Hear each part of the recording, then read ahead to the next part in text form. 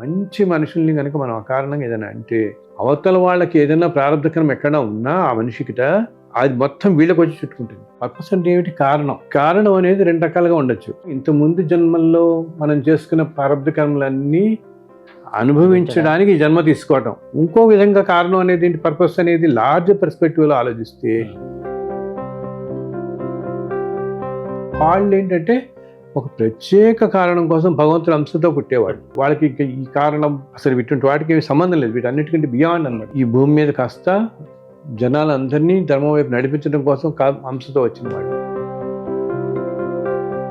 నేనే ఇంత తప్పు చేశానా నేనే నిజంగా ఈ జన్మలో అని చెప్పేసి అన్నిటితో సహా ప్రవాహంతో వచ్చినంత బాధపడి క్షమించి తండ్రి అని నువ్వు ఎప్పుడైతే మనస్ఫూర్తిగా బాధపడతావో ఈ బాధ వల్ల జరిగే క్రియ ఎలా ఉంటుందంటే ఆ కర్మ వల్ల ముందు జన్మల్లో రావాల్సిన ప్రారంధం అంతా భస్మం అయిపోతుంది.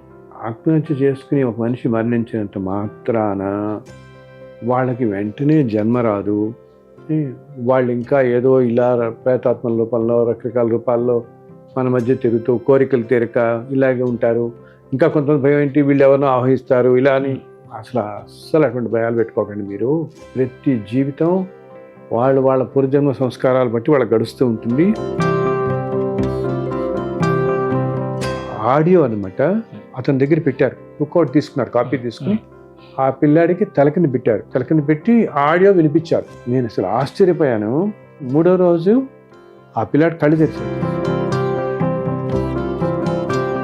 మంచి పని చేసేవాళ్ళు కూడా అహంకారం కూడా తెచ్చుకోకూడదు.